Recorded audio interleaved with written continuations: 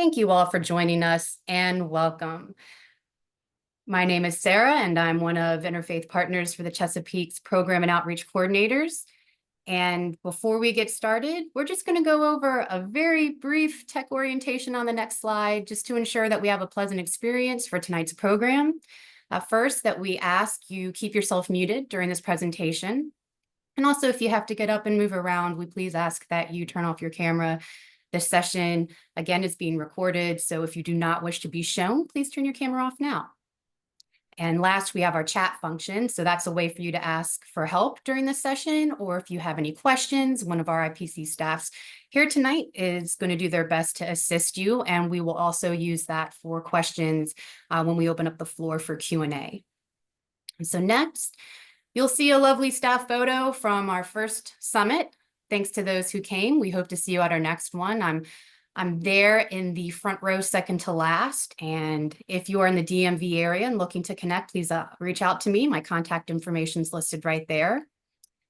And now I'd like to take a look at our program lineup. So we're going to begin with a land acknowledgement and an opening reflection, followed by just some information about our organization for some new folks in the room. Then we'll get to meet our panelists for an in-depth discussion about tonight's topic. And then we'll follow up with Q&A and close with a prayer. And so now, if you would like to take a moment with me to acknowledge this land and these waters that were stewarded by many who came before us. Today, we hold space for reflection on and gratitude for the land upon which we live and the local waters that support and nourish us all. We recognize that this land and these waters were stewarded by many who came before.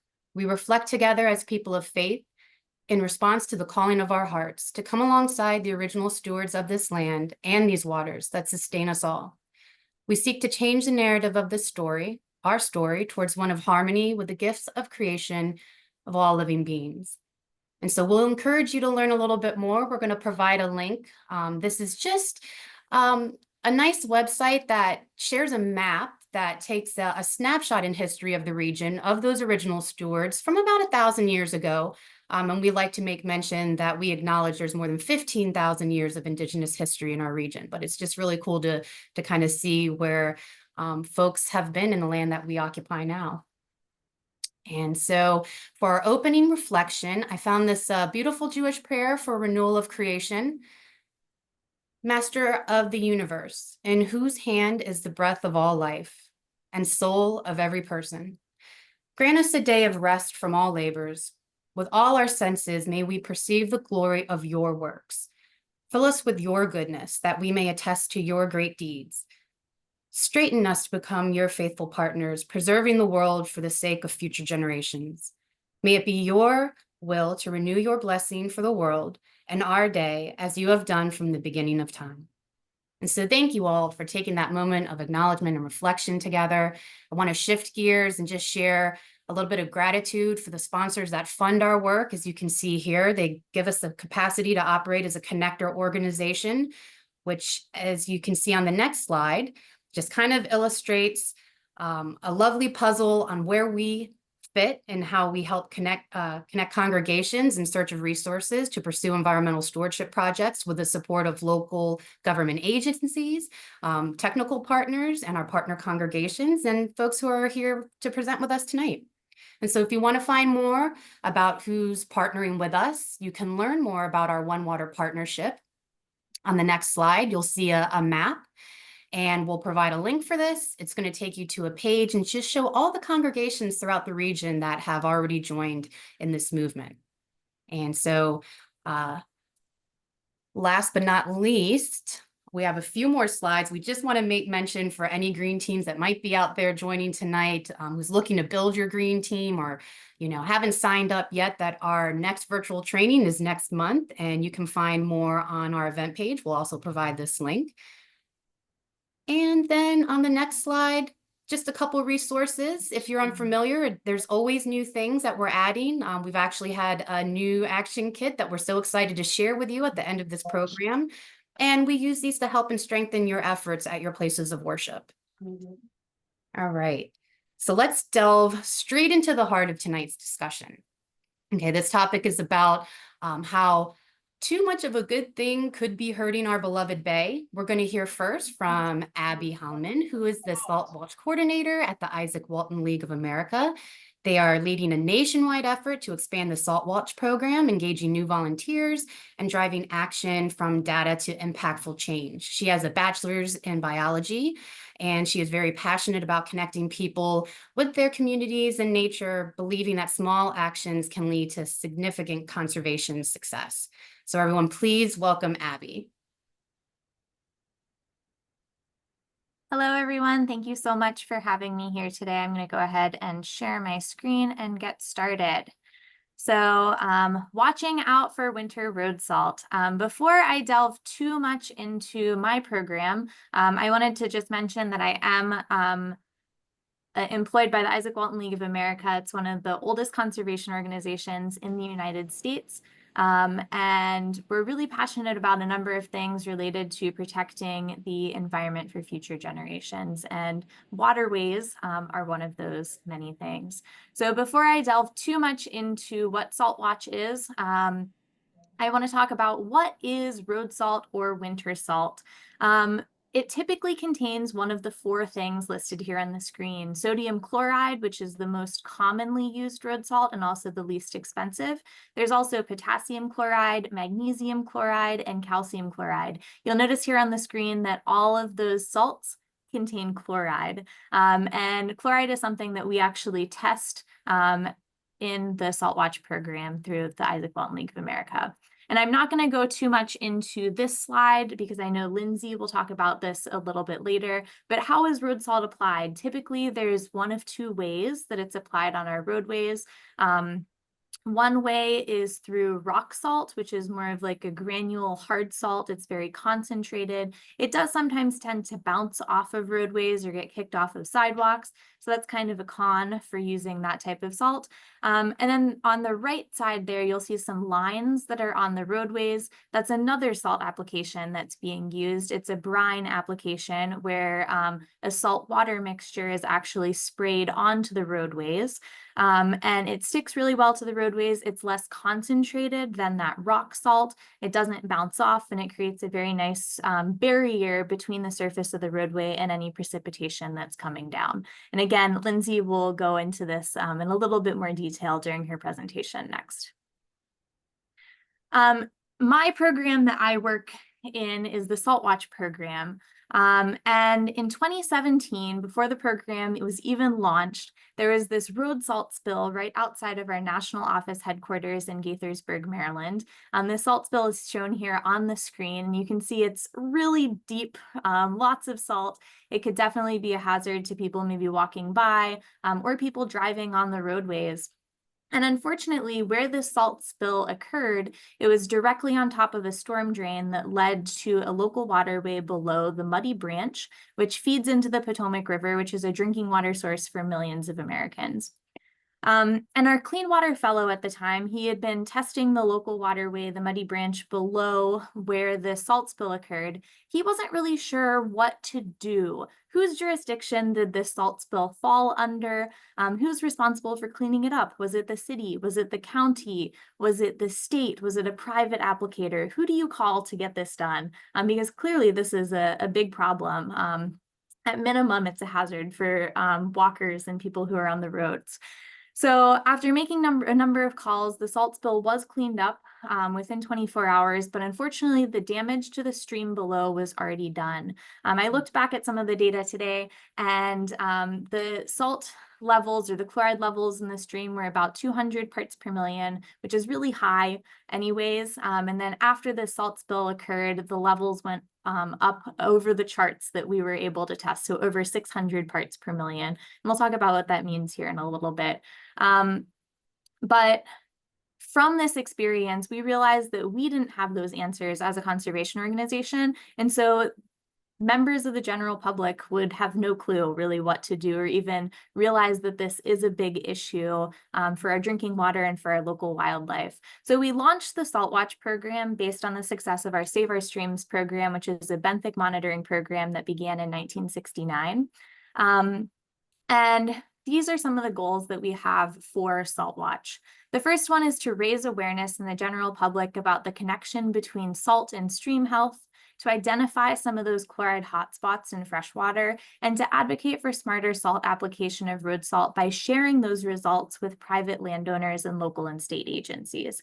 And so that's what we've been doing since the program was then launched in 2018. And Lindsay, I think, will probably show this slide too later, but a little bit of salt really goes a long way. It only takes 1 teaspoon of salt to permanently pollute 5 gallons of water. And the reason we're using the words permanently pollute here is because once salt enters the environment, there's really no feasible way to remove it.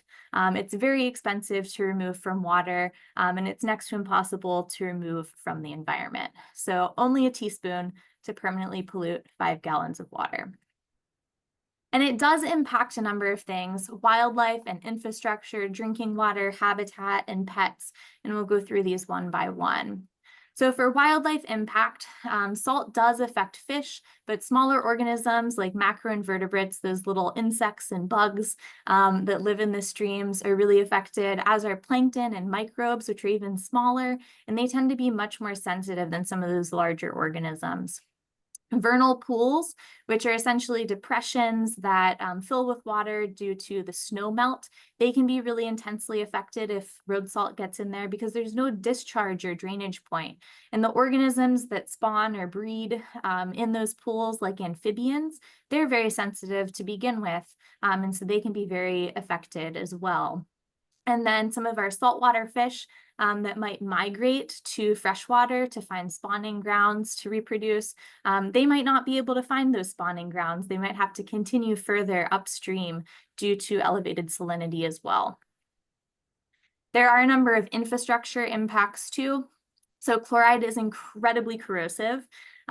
Each year in the US, it costs, and this is a low estimate, between $16 to $19 billion in damages to things like our roadways, bridges, surfaces, cars, culverts, and so much more. And something else to note is that chloride is not typically removed at water treatment plants due to the high cost and sort of the lack of infrastructure to remove those chlorides. And then also sodium chloride, again, is that most commonly used road salt. Sodium is also not removed. So folks who are on low sodium diets, they might not know that they're getting additional salt from their drinking water. And that contaminated water cannot be used for dialysis treatment if you're having some kidney problems.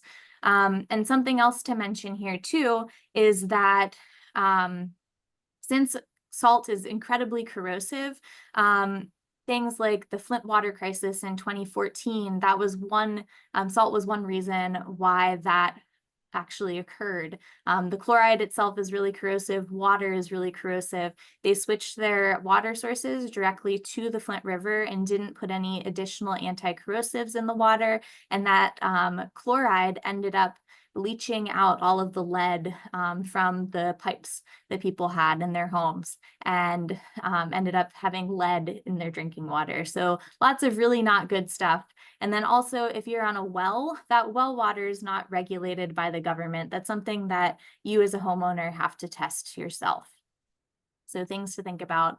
And then also lots of habitat impacts. So plants can really dry out. If you have a rain garden, it can be affected by road salt, especially if it's near sidewalks or roadways. Aquatic plants can be at risk as well if those freshwater environments are altered.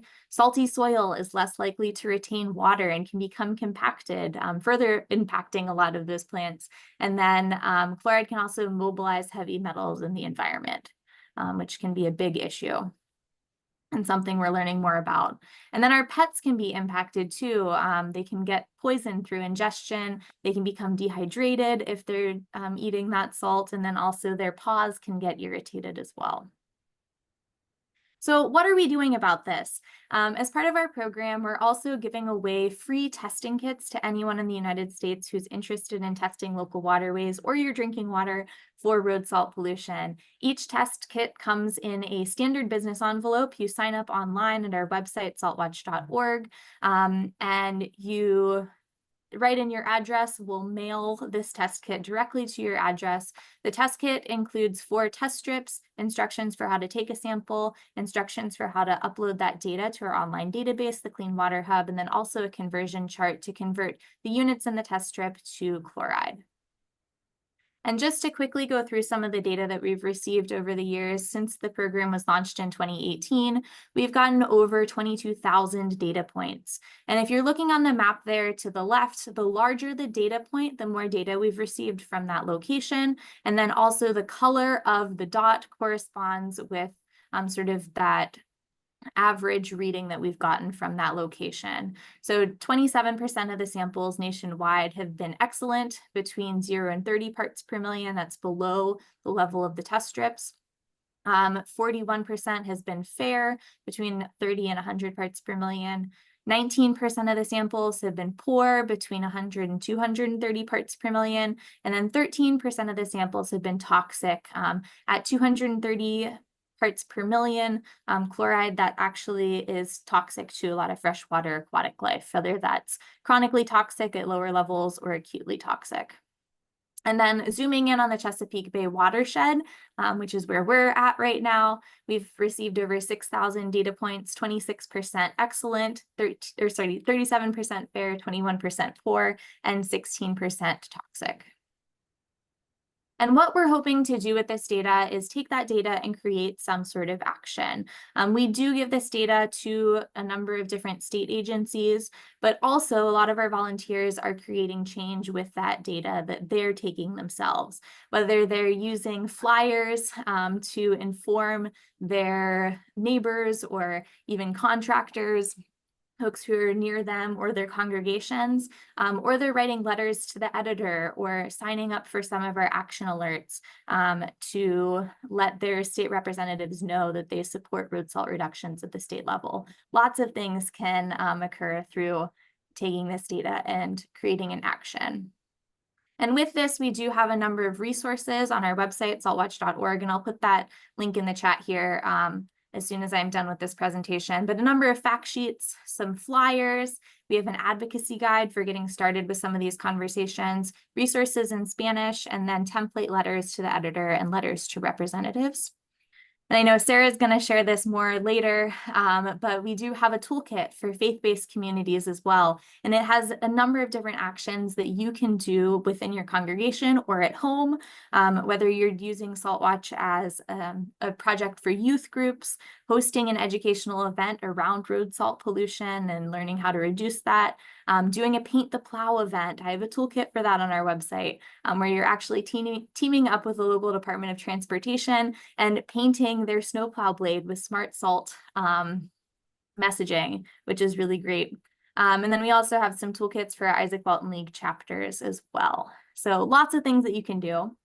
And I have 2 more slides left, but some things that you can do at home just to wrap up: shovel early and often, clear those walkways before snow turns to ice, scatter salt. Your typical coffee mug, that 12-ounce mug, it actually holds enough salt to treat a 20-foot long driveway or 10 sidewalk squares, which is about 2 parking spaces. So a little bit really does go a long way. And then you can sweep up that excess salt, store it in a closed container, and use it during maybe the next storm event.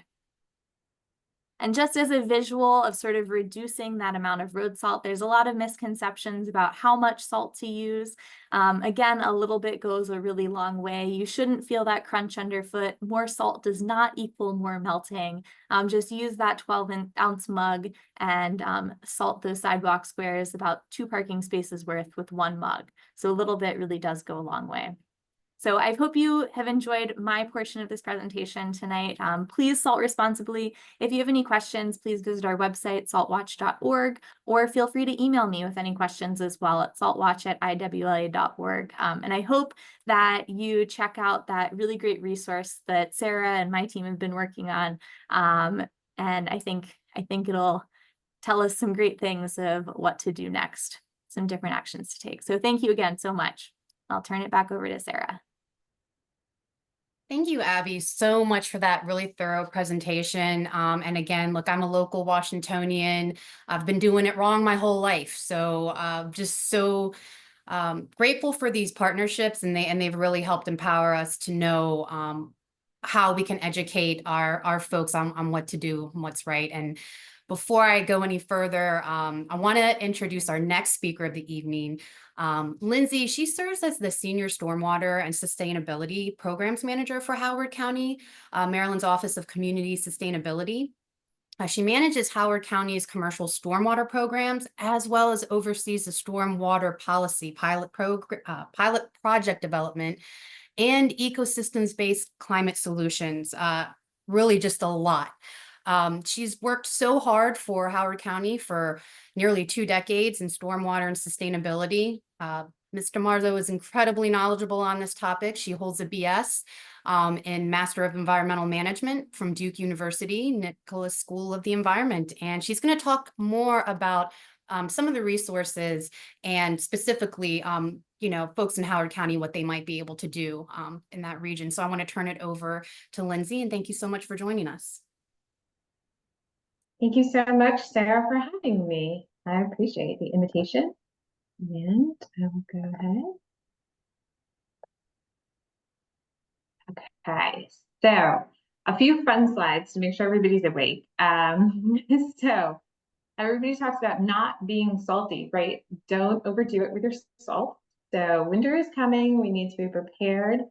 And so who likes salt, right? We have some musicians who like salt, and I'm totally violating copyright with these pictures. So please, nobody sue me for that. Right, Jimmy Buffett loves salt. We've got salt and pepper. Margaritas, pirates love salt, and even Thomas the Tank, for those of you who are small kids, has a friend named Salty. So salt is good, but too much of a good thing can be very bad. So we want to make sure we're doing it in moderation. Streams, they don't like salt. So if we want to maintain our healthy streams, which are so critical to our environment, we need to make a huge change in what we're doing. These guys don't like salt, including the creatures holding all these creatures, which are my children who are playing in the stream. So they want to be able to continue exploring in the stream and making sure they're finding cool stuff. And we need to make sure that we're protecting those environments for them. So what are some of the big takeaways today? As many of you know, impervious surface runs straight to a storm drain in most of our jurisdictions here, and the storm drain leads to the stream. So we need to make sure, as Abby mentioned, shovel first, apply salt sparingly, and sweep up the excess. It's very important that we are reducing what we're using. And as Abby showed, the difference between too salty and just right. There should be about 3 inches between the granules of salt. And to use that mug, we do actually have swag. I don't know if everyone can see it, but it's our Clean Water Howard mug, and it gives the information on the back that this one mug, you can keep it in your bag of salt if you so choose to purchase salt, and use it to measure out 10 sidewalk squares or 1 section of driveway. It's a great tool to keep in mind how little salt you actually do. So there are a variety of things you can do. So focusing first on facilities. If you're, with a congregation or say you have a commercial property, you want to make sure you talk to your landscapers and your groundskeepers. Communication is key. Making sure everyone's understanding what is going on while you're making this transition to reducing your salt is critical.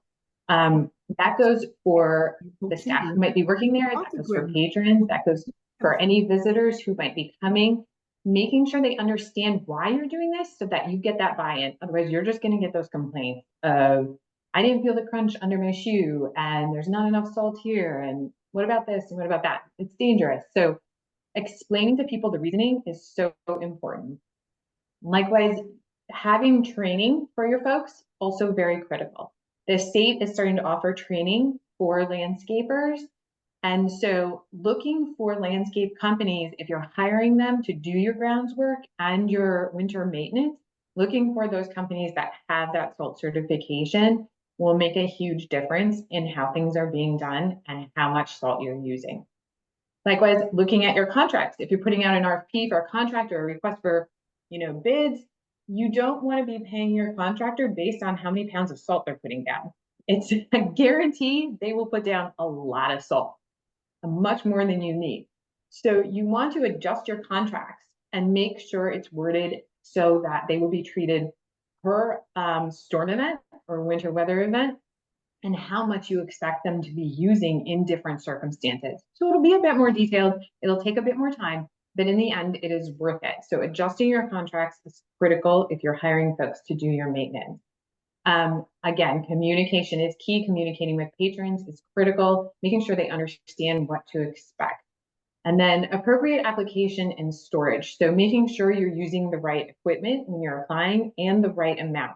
If you're using, say, a push spreader like you would for fertilizer, if you would apply fertilizer and you're running it down the sidewalk, it's likely shooting out maybe 10 feet from side to side. So you want to make sure you have guides on the spreader or guards so that it's not shooting past the sidewalk edge into the landscape so that it's then killing your plants and doing more damage. If you keep it more centered in your sidewalk, as people walk on it, it will naturally spread to the edges. So you want to make sure you're using equipment appropriately. You can also adjust those spreaders if you're using those on sidewalk to make sure it's putting out the right amount of salt. Do a test strip in a parking lot, sweep it up, measure how much is coming out, and so you can judge how much you need. And then, of course, storage is also critical. If you are a large commercial property or a nonprofit who receives a delivery of salt for the season, you want to make sure your salt, or even if you just have it in bags, you want to make sure your salt is stored properly. It's covered, it's not exposed to the elements, and it is uphill of wherever you might be plowing snow. So you see salt piles in parking lots sometimes. You want to make sure they're covered, and you want to make sure that as you're plowing snow, you're not plowing the snow to the other side, and then as the snow melts, it's trickling through the salt and straight into the stream or the storm drain. So you want to make sure you got to think about where the storage is happening. The other thing that is sort of a common sense, but a lot of people don't think about it, is how often do you need to apply and under what circumstances? So if you're a nonprofit and the bulk of your visitors are coming, say, on a weekend, you want to think about, if it's a Tuesday and we get a snowstorm, how critical is it that I salt the entire parking lot? Probably not that critical, right? So maybe you can dial it back during the week, or maybe you can adjust and only apply on weekends to make sure that you're reducing your salt.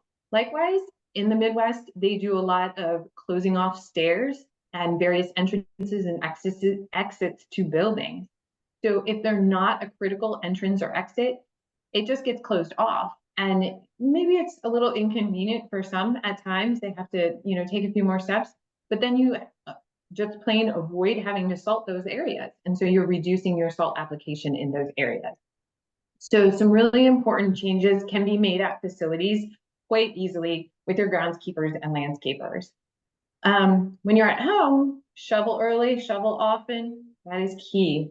Using alternatives for traction on the right, you can see some of our favorite alternatives. Keep in mind, though, that these also need to be swept up after the event, well, unless the birds eat all the bird seed, for instance. But those are things that also we want to sweep up, make sure they're not going into a stream as well. But they are great for traction, and oftentimes that's what you need. You actually just need traction. Especially here in Maryland, a lot of times by the afternoon, the sun's out and it's going to melt. So reprioritizing your life, essentially. Do you need to go to the store? Do you need to go out? How badly do you need to get out of your house? And can you just wait? Can you wait for the sun to melt it? Can you just sit tight? I know there are many circumstances in which we cannot wait, but we need to keep in mind that we're safer and we maybe need to just adjust what we're thinking of. Sarah and I were talking before this, and I mentioned I'm originally from the Midwest. And so to come to Maryland and see the amounts of salt that are applied here just blows my mind. Salt is really just not a thing in the Midwest. We don't really apply it, and it's just not used. I have never bought salt in my entire life. And I've now lived in Maryland 20 years, and I've still never bought it here. People can argue we have different weather here, it's icier, whatever the case may be. I still have never bought salt, and I've never seen a need to buy salt. So just kind of think through, there are people who live in these circumstances all the time and still don't use it. So do I really need to use it? Obviously, be safe, right? Safety is everyone's goal, but really think through how badly you need that like tiny little 5-inch patch of ice in the corner of your driveway to melt instantaneously. It's going to be gone probably in like a day or two here in Maryland. So thinking through the reality of how desperate we are for these things and how much we truly need them, knowing how impactful it can be to our environment and all of the things that Abby mentioned, our pets and things like that. Another point I wanted to make is that there are no labeling laws on salt. So if you go to your hardware store and you purchase salt, if it says eco-friendly or pet-friendly, there are no labeling laws. So it's really up to you to determine if that's actually true. And so it's something to be cautious about and skeptical of, I will say. So keep that in mind as you do, if you do choose to purchase salt. And very important, please do not salt if there's a chance of rain. Our folks in our highways department who do our salting in the county look at the weather, they look at what is coming, what is predicted, how things are going to turn around. And if there's a chance of rain, we really have to dial it back. We really need to try to avoid it because it's just the salt is washing straight down before it's even going to do anything. And of course, the rain is going to help things melt. So keep that in mind. Check the forecast, be attentive to the temperatures and all of the different factors that are playing into this. So in the county, what we are doing to reduce salt, as Abby mentioned, we are part of a regional salt task force, and we are collaborative and sharing our ideas and sharing our resources, which has been fantastic. So looking at how we can continue that. Our county employees undergo training. As you can see in the picture on the right, that was me attending. We have a salt rodeo every fall, and all of our drivers attend the salt rodeo, and it's a competition. And it was fascinating and so eye-opening to me. So I got to ride in the salt truck with a very skilled driver, and you can see they weave in between these cones and they have to raise and lower their plow in certain places, pretending certain obstacles are parked cars or various items. And so it's so challenging and so impressive what these drivers can do. It's absolutely amazing. And so they go through a lot of training, not just to be great drivers, but to understand the equipment that they're using as well. Our salt trucks actually do have some pretty great equipment in them. The picture on the left is an in-truck system. So all of our trucks are equipped with this, and essentially whatever, I was going to say the morning, but say it's the night, whenever a storm event occurs, our highways team goes out. They have pavement sensors to determine the pavement temperature. They look at forecast models and take all of this into account, determine how much salt is needed to be put down in these specific circumstances. And then they calibrate the truck equipment accordingly. So that little box in there, they can just type in, say, 400 pounds of salt per lane mile, right? That's kind of our average. And so they would put that in and it automatically feeds to the spinner in the back and adjusts accordingly. As the truck speeds up, it goes faster, so more salt is dispersed. As it slows down, it goes slower. When the truck stops, it stops. Salt doesn't come out. Now, of course, technology does have its failures every once in a while, so those, come into play, but it's very, very infrequent that that happens. And so this adjusts automatically so that the guy in the truck isn't constantly trying to adjust how much salt is coming out based on what they're doing or how they're dropping. So that is important.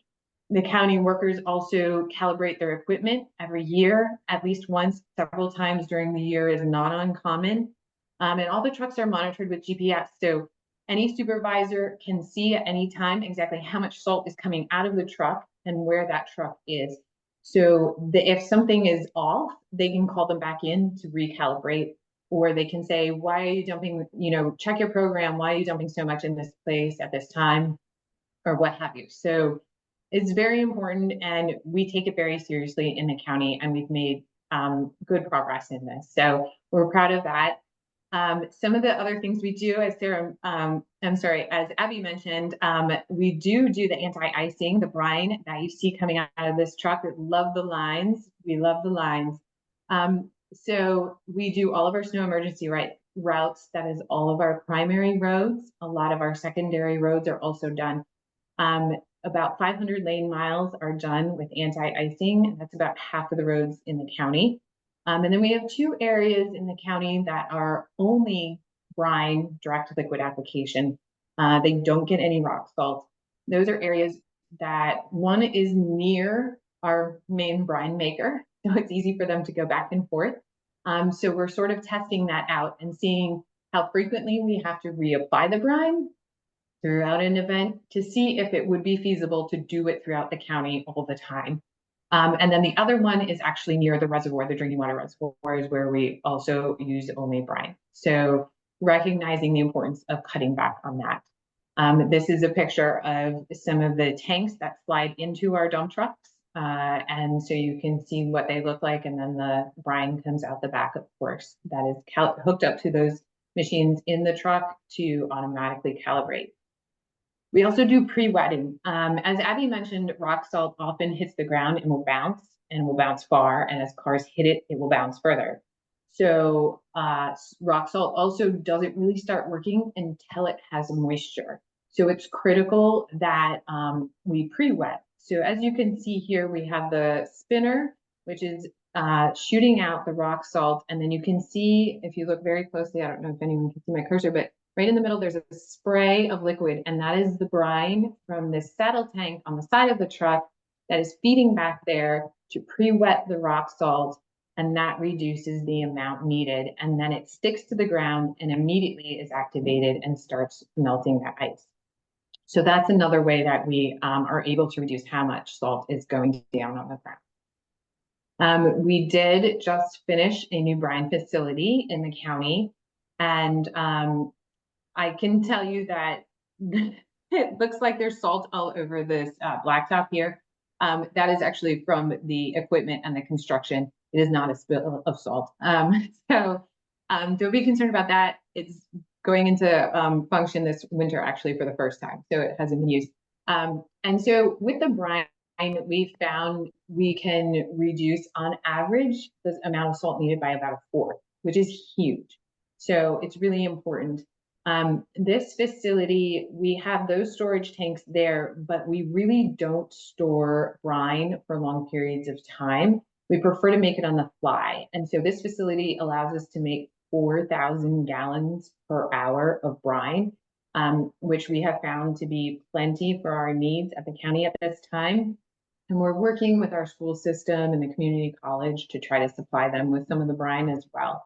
But we don't love the idea of storing brine long term, just simply because there's the risk of leaking tanks. It needs to be stirred back up before it is used because it's settled, things like that. So there's a lot of other things that come into play. So with this new facility, it's going to be great in that we can just make it so quickly on the fly. So that is very exciting. The county does have a snowplow tracker, and this is just a snippet from our website, so you can see where the snowplow is, when it has last been serviced, and how things are progressing. The county does have a, it's called TellHoco, which is essentially an online tool where you can report things. So if on the off chance there is a technology failure, there is a salt spill, or God forbid something even a fraction of what Abby showed on that slide of all of that terrible salt on the road, we have residents who have called and said there was a spill. We do have contractors that help us with the salting at times because we have a shortage of county employees to actually go out in big storms on their trucks. And so sometimes contractors will do a spill accidentally. And so we've had residents call and say that they've gone and shoveled it and they've picked it up, and now they have a pile of salt in their garage, and we will go and take it and return it to the shop. So we will respond and we will pick up that salt immediately or as soon as possible. And we do take it very seriously. So this is also another tool that we use for our community outreach to make sure folks understand and help with the patience. So that is another thing. There's a lot involved, especially having been in that salt rodeo, the snowplow rodeo, and seeing what these drivers do. It's amazing how they can manage this. You can't see the plow on the ground at all. You can't see the edge of your truck. So for them to do this is just phenomenal. It's really something you don't think about until you're sitting in the truck and you're like, you can't see anything around you. So help them out, give them a break, right? Slow down, leave space, break sooner, stay home. These are all common sense things, but a lot of times we tend to forget them in the heat of the moment, perhaps. Move your parked car off the street if you can. There are many places on a cul-de-sac, if there are a ton of parked cars, our trucks won't go down. Our big trucks, they just won't go down. They'll have to call in the contractor in the pickup truck, and then they're subject to a lot more salt being put down because the contractor might not have the calibrated equipment that we have.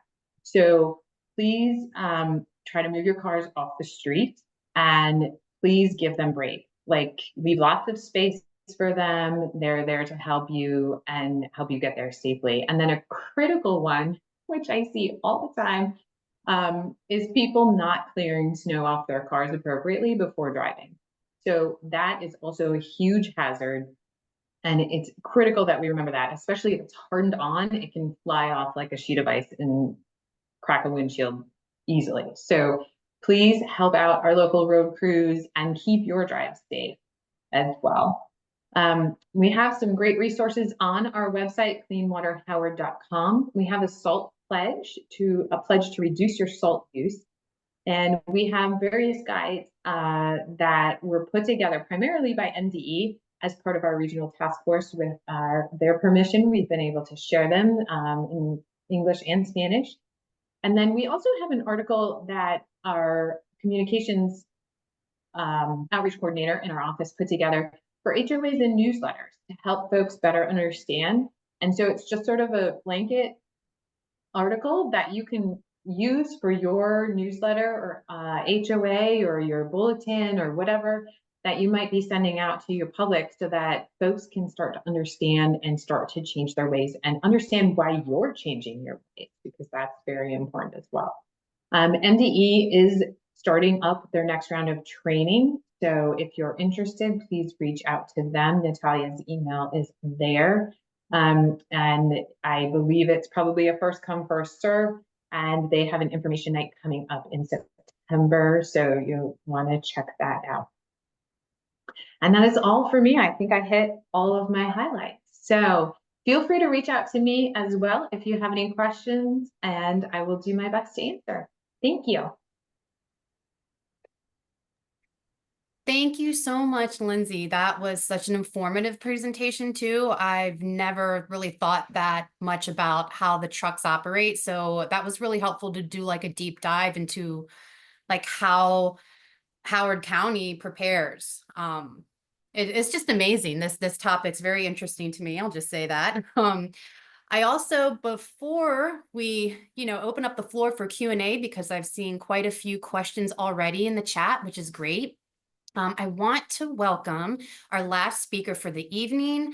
Dr. Andy Lazar is a statewide water quality specialist with the University of Maryland Extension Program, focusing on drinking water quality, private wells, groundwater protection, septic systems, and pond management education. So he's been involved in various aspects of water quality research in the Extension Program for over 35 years. And his work is applied collaborative in nature, working directly with varied stakeholders to identify and solve issues.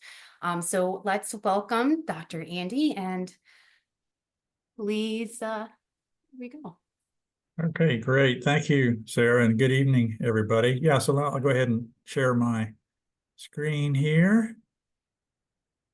So what I'm going to do is I'm going to add a little bit on to what Abby and Lindsay talked about, but I'm going to focus in on the actual drinking water quality aspects.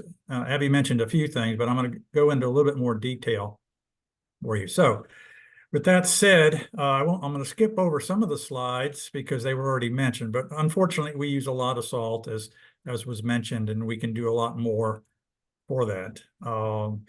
So what we've been seeing, though, because of all this salt use, is stream chloride levels are increasing significantly, even up. I think I heard Abby mention up, towards the 600 parts per million, and that indeed is the case in some situations. But what we probably don't think about as much is the water underneath us, our groundwater. And it just so happens that in Maryland, on average, say about 50 or even more, 60% of the water in our streams is coming from groundwater. So what I like to say is our water is all connected. And so what's happening with the chloride, when we're adding it to our roads, it washes off and the watershed, gets into our streams, it's getting into our groundwater, and then we pumping the groundwater in our wells, whatever the case may be. So it's causing that issue. And oftentimes and I know in some areas near roads where wells had to be replaced, essentially replaced because the chloride level got so high that it was damaging their pipes, damaging their appliances, and obviously couldn't drink it because of the taste, etc. So it's a big issue. And this is from a study from the Maryland Geological Survey, a colleague I worked with, just showing that the greatest concentration of chloride in our groundwater is nearest our roads. So it does make sense. So again, think about that connectivity.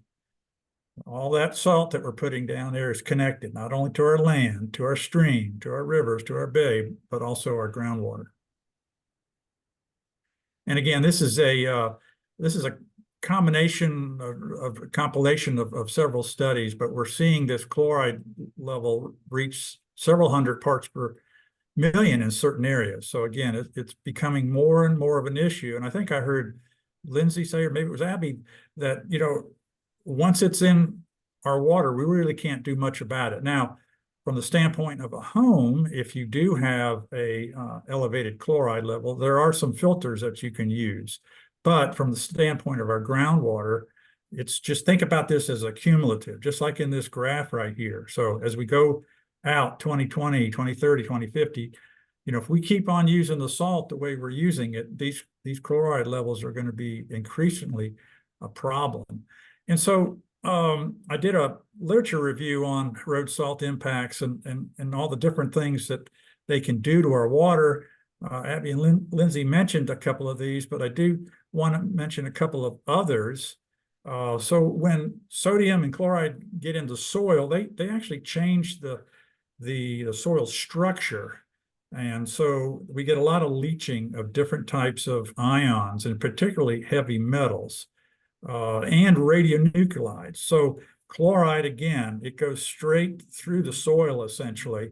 And in doing so, though, it's also releasing some heavy metals, zinc, cadmium, and then also some of the radionuclides, radon, for example.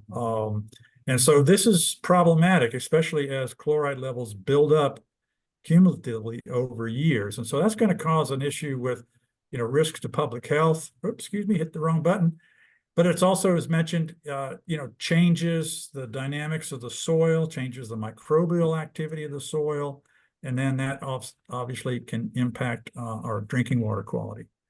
So the Flint, Flint, Michigan lead crisis was mentioned earlier, and that was, essentially a change in the water supply, but they didn't add the corrosive neutralizers that are required. But unfortunately, Flint is just one of literally hundreds of different issues that we've seen with public water sources and issues. And what chloride does, and actually it's the chloride to sulfate ratio. And so there's a little bit of chemistry that goes on there that influences just how corrosive water can be, but it obviously can turn, the water different colors, because what's happening is, as was mentioned, the chloride is causing leaching from metals from the inside of the pipe. The lead is not in the water itself. It's actually coming from either the lead service lines or pre-1984 faucets, fixtures. They have brass fittings and a little bit of lead solder, whatever the case may be. So that lead is coming because we have increased chloride in our water. But interestingly enough, we already live in a situation where the groundwater tends to be a little bit on the corrosive side naturally, just because of the different ions, et cetera, in the water. So then when we add more salt to it, we're just really kind of compounding things. And so the corrosivity of our groundwater is increasing over time. So what do we see? What does that mean? Well, again, corrosivity can be measured a couple of ways, but this chloride to sulfite was one. And in the case of Flint, Michigan, they noted that the ratio was significantly greater, and that caused that leaching of lead. But again, it not only leaches lead, it leaches copper, and then zinc if you have the galvanized piping, whatever the case may be. So again, it's an issue, and unfortunately, it's not one that's being readily resolved. Abby mentioned the little, I don't know how many miles and miles of lead service lines we have, but even older homes that even have replaced copper can be a problem because of that lead solder that's used. So understanding your corrosivity of your water is very important. We've seen this issue with wells, for example, but this is, again, chloride and corrosivity causes a tremendous amount of damage to the public water supplies, but also home supplies as well, because you're damaging not only the pipes, for example, copper piping, you get little pinhole leaks, for example, but also damaging your dishwashers, your laundry machine, things like that. So again, this corrosivity is an issue that we're going to be dealing with, unfortunately, for many, many years to come, unless we drastically make some key changes in reducing the amount of salt that we use. So again, this is just a graphic showing how that lead leaches from the pipe. If you don't have any sort of corrosion inhibitor, what that does is that chloride just kind of flakes off whatever metals are there, the lead, the iron, the zinc, and the cadmium, for example, so, and copper. So again, it's a mechanism that's well understood, and we know that this corrosive water is the key factor. Whether you're on public water or if you're on a well, you really need to understand and test your water if you're on a well to understand what you may need to do as far as filtration. So this is just showing basically, if you look at the different areas, undeveloped, we don't have much of an issue with this ratio, but as we get into more urban areas, that corrosivity greatly increases, and that's due to that road salt that there's a lot more chloride than there is sulfate, and that creates that corrosive water. So again, it mobilizes a lot of different metals. I won't go through all this for the sake of time, but just get that message. If you can take that one fact home, that corrosivity, chloride increases corrosivity, and that helps to mobilize metals or leach metals, not only from the plumbing, but also in the soil. So soil is naturally made of a lot of different ions, iron, manganese, etc., but also some of these heavy metals. And so that chloride level just kind of mobilizes that through. So what's happening is we're getting increased concentration of heavy metals in our groundwater. And again, that's a problem because we use groundwater in a lot of cases for our drinking water. Again, there's a lot of different things that it does to the soil too. So very important. And then again, these metals can cause unfortunately cause a number of different types of health issues, cancer. It affects a lot of our different organs. So the good thing in a lot of waters that we've tested is that these values are very low. But remember what I said earlier is that chloride is cumulative in the environment, in our waters, in our groundwater. So, we may have low concentrations of these metals now, but what will it be in 10, 20, 30 years? So we need to really take this into account. And again, lots of different types of metals that are leached. And here's just showing some of the potential health effects, kidneys, damage, for example, liver, skin, etc. So And we know where this is happening. So we know where the problem is. And Abby and Lindsay shared a lot of, what can we do situation. I'll add to that by saying, if you're on a well, test your water.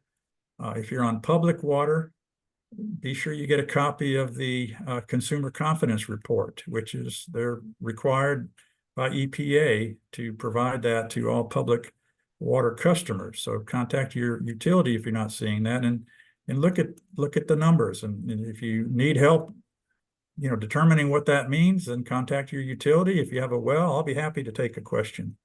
What you need to test for, and if you have an issue, what sort of filtration. The good news is there are filtration systems out there that can handle these heavy metals and even change the corrosivity of water. So that's the good news in that situation. But you have to know those numbers before you could add a filter. You just don't want to buy a filter and think you're doing something. So then I mentioned earlier, it can also mobilize these radionuclides, okay? And so, these are, again, another potential cancer risk. And the testing that was done by the Maryland Geological Survey, 20 plus years ago did show that increased beta activity with increasing chloride. So we know they're connected.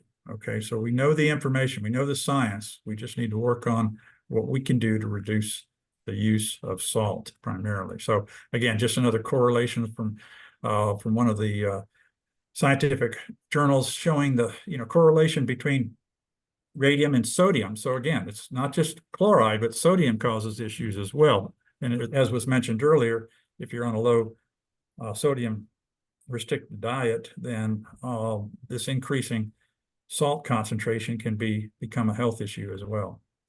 So you've seen this. This is just a little version. I'm partnering with MDE on a project down in Charles County about homeowner and landscaper or contractor education. And this is just, but you see that, information, shovel first, just use the right amount. We heard it a couple of times tonight. It's important to kind of hear that multiple times. So I'll stop right there. There's, again, a wealth of information available on this as was already presented. So happy to help and respond to any questions that we may have for the group. Thank you so much, Dr. Lazar. That was really helpful to kind of pull all of these puzzle pieces together to look at this broader picture and what we need to do. I love connecting the dots, and you did that eloquently for us, especially with the drinking water, which is such a critical issue. In the interest of time, I hope you don't mind, I'd like to go ahead, if we could, stop share, and I would like to put up the slide of our closing prayer, and if our speakers could be so gracious just to hang out maybe just for a few minutes, and anyone else that wants to. Again, some were so helpful to, I see some of the questions have already been answered, but there's one or two in there I think it would be helpful to go over. So let's just end our program with a prayer, and then we'll open up the floor for Q&A. This is a beautiful creation care prayer, and I hope it kind of sums up the deeper message of tonight's program and what we all can do to help mitigate this issue. So, oh, how beautiful are your ways, O God, the works of your creation. Raise our consciousness to know and feel deeply in our hearts our connectedness to all that is. Instill in us the gift of being co-creators and sustainers of life. Teach us new and unsuspected ways of living so that current and future generations can walk humbly in beauty, love, all compassionately, and live justly in solidarity with all creation. Loving and gracious God, give us the courage to seek this transformation of self and society and the strength to see it through. Amen. So thank you so much. I would love to just open up the floor for Q&A.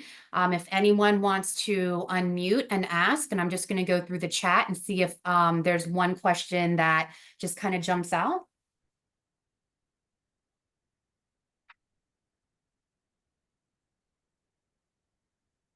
May I?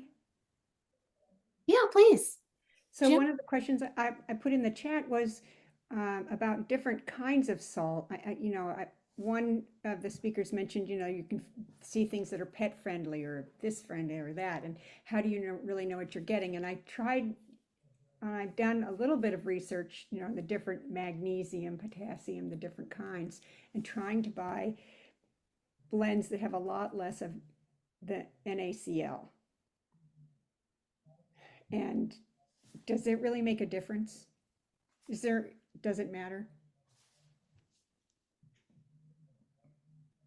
Well, I'll take a quick shot at that. So yeah, if magnesium chloride is another probably one of the more frequently used substitutes. And so what you're doing there is you're reducing the sodium in concentration to surface water, groundwater. So you're still impacting with chloride, but you're not.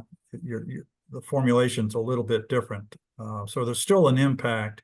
The other thing that you have to understand is it's one thing to use alternatives in small applications, but trying to scale that up for roads, really doesn't work well. Okay.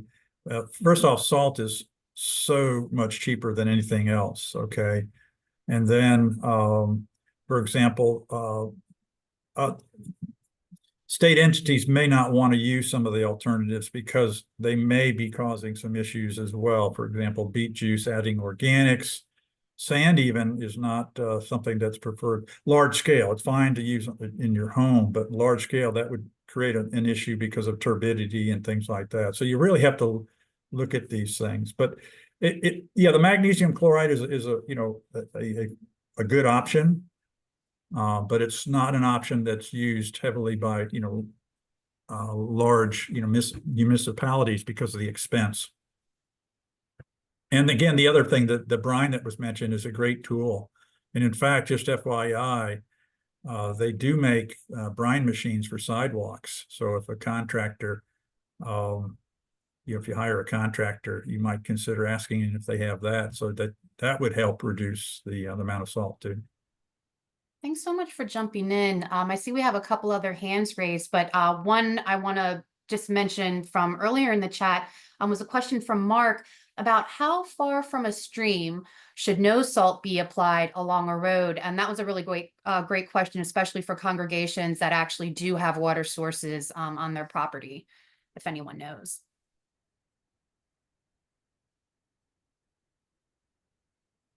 I don't know, Abby, if you've heard, or Lindsay, if you've heard that or not. I will say I don't have that specific information, but what I can say is that we've seen wells contaminated with salt that were over 300 feet away.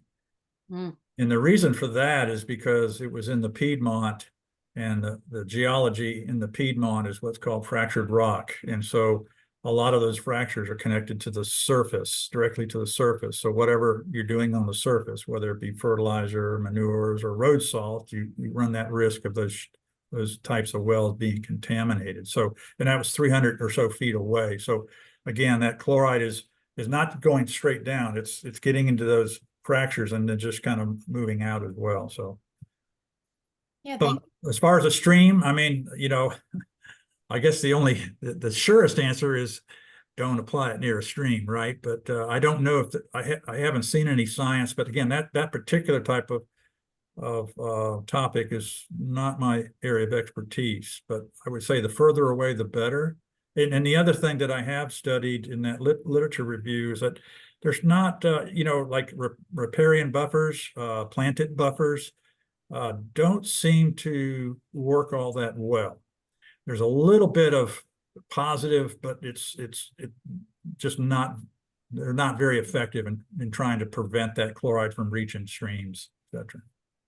And just to add something to that as well, I think something that we've kind of maybe mentioned but not said blatantly is we're not trying to completely remove road salt. We still need to be safe. And so just trying to use sort of smarter salting practices, reducing the amount of road salt. So if that's like a major roadway that's right next to a stream, we do still have to apply road salt typically to those roadways. We can be safer drivers and do a lot of the things that Lindsay mentioned during her presentation, but we still do need to use the road salt to stay safe during the winter, but we can be smarter salters about it. This is Mark again. Hey, Andrew, that landscape behind you, how much is that wildlife and plants impacted by the salt? Okay, so that's a picture of what I call a pond buffer. So it's, instead of like the typical riparian buffer that's used along the Chesapeake for agriculture, instead of using trees, we're using native plants to try to capture mostly nutrients and sediment before it enters a pond, to try to keep the ponds from, filling up with unwanted plants, whatever the case may be. But, again, it's not going to pick up much chloride. Some of the sodium may get trapped a little bit, but no, it's not. A buffer like that's really not that effective for chloride, unfortunately. I wish there was a solution, because we'd be using it. We need to. And I think I heard Lindsay mention, or that in sensitive areas, if you've identified sensitive areas, they tried to limit the salt use. But again, it's as Abby mentioned, it's that balance between public safety and water quality impacts, and it's a challenging one. So what species of wildlife and plants have disappeared in that habitat? Well, I'll let maybe Abby and Lindsay can comment. They referred to a lot of the impact on aquatic species, the invertebrates primarily.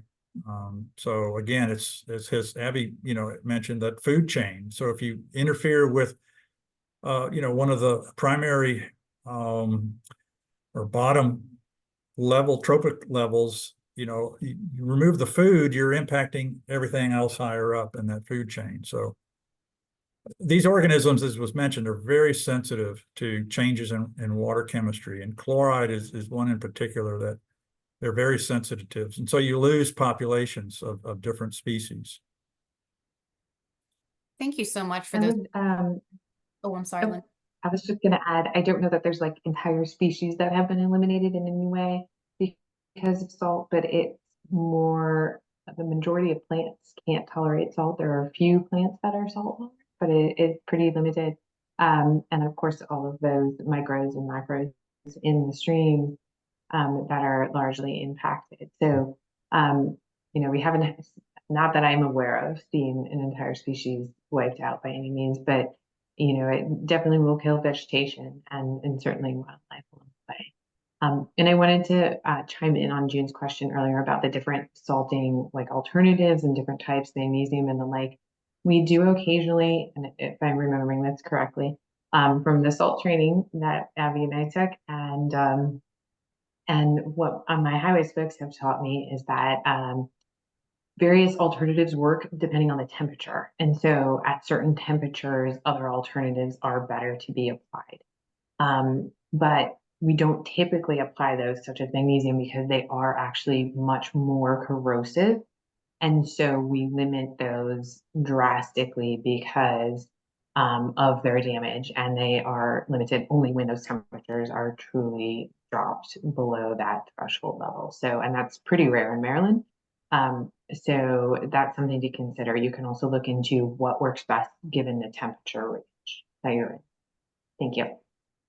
Thank you. And thank you so much for being patient, Bonnie and Reba. I'm going to get to you next, just right before either one wants to jump in with the question, because I think we have time just for these last two questions. I wanted just to bring everyone's attention to the chat. We did put the action kit into the chat, and there's going to be a lot of tools and resources provided within that action kit. So if you're interested and want to share with your congregation, we encourage you to download that, share with others. And thank you again for being so patient, Reba and Bonnie. Please go ahead and ask your question if you want to just unmute. I'll go ahead. Actually, I was just going to plug the action kit, so I'm glad Sarah said something. But it's specifically designed, so what we're attempting here with all this great information is to have congregations try to change their behavior, and then also reach the people in the pews so they change their behavior as well. So when you open the action kit, you'll see in there that there's pledges for your congregation to make a pledge to make some change, and then also for individuals. So you can run a campaign at your congregation to get folks to learn about this, which is why this is being recorded, because we want you to be able to now access once this recording is posted on our YouTube channel, you'll be able to access the recording and then use this to, and someone had said earlier, this is going to be hard to get our buildings and grounds committee and leadership team to understand this. So this is recorded so that you can hopefully say, hey, here's the link, watch it on your own time. You'll understand why we're trying to run this campaign at our congregation. We specifically held this in September because, like, who's thinking that we're just enjoying the fall right now? But we know that it takes time to get through those processes within your congregations. So hopefully this gives you enough time before it snows for the first time to influence the change at your congregations and maybe run that campaign with the people at your church or synagogue or mosque. So hopefully we can get fewer people to use the salt. I had one question for Lindsay. This might be like really silly, but on the coffee grounds, are they used coffee grounds or new coffee grounds? Does it matter? That's a great question. I do think actually both work. It's more of attraction. So it's anything that's going to give you some grip. So I really, both of those do work in that circumstance. But yes, somebody mentioned the kitty litter.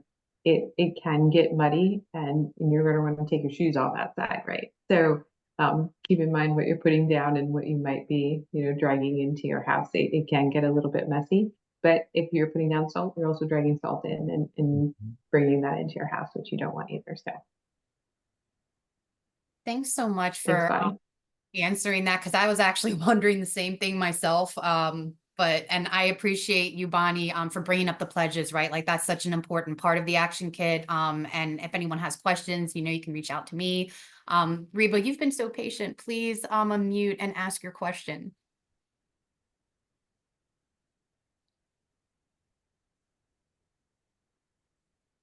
Oh, Reba, I think you're still muted. Thank you again for this wonderful event, and thank you all the speakers. I just have two quick observations. Where can green chemistry take us in this area? We obviously have an issue with chloride buildup and with the whole issue of bioaccumulation, not just for public health, but also for a One Health concept of human and animal and environmental health. And then we have the Atlantic Ocean rise, which is salt water, or the issue of salt again. So is there like a bigger sort of plan for dealing with salt?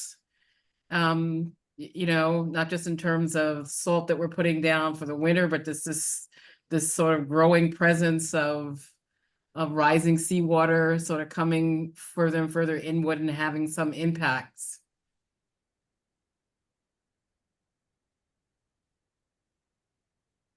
So I can sort of start to answer that. I'm actually part of an NSF grant, and we're working on creating a prototype. It's called SaltCast. I'll find the link sort of for their intro video. But it is something that's brought a lot of minds together to be able to predict corrosivity levels across the country, specifically in the Chesapeake Bay region to start. And it's something that they're hoping to expand upon too. And so this will be sort of being able to predict some of that corrosivity in the future, and then also any different salinity changes, especially because of sea level rise.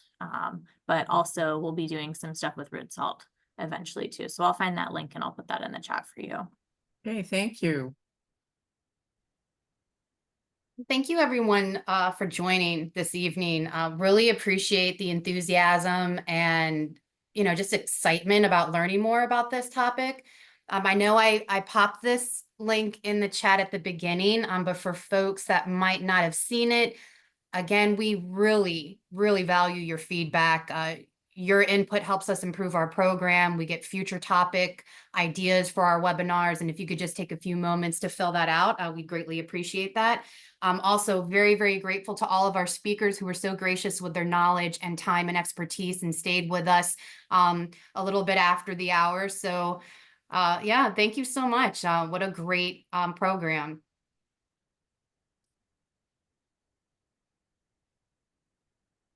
Thank you, everyone. It looks like, yeah, we've answered most of the questions. If there anything, if there's anything that's in the chat that has not been addressed, that will be addressed in the post follow-up, as Bonnie mentioned. You know, this is recorded, so we'll be sharing this with the network. Any resources, links to the organizations, speaker contact information if you want to reach out to folks. So that will be coming to you shortly next week. And thank you all. Have a great evening.